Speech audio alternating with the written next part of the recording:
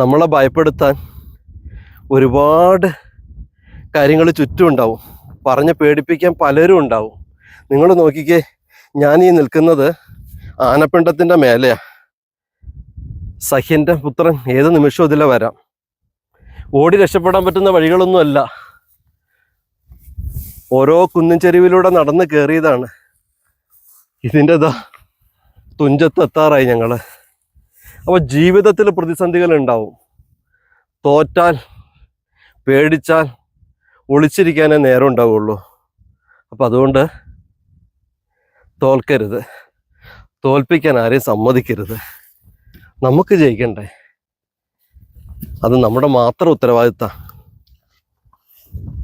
അപ്പോൾ ആ ഉത്തരവാദിത്തത്തിലേക്ക്, ആ റെസ്പോൺസിബിലിറ്റിയിലേക്ക് പതിയെ പതിയെ നമുക്ക് നടന്നു കയറാം.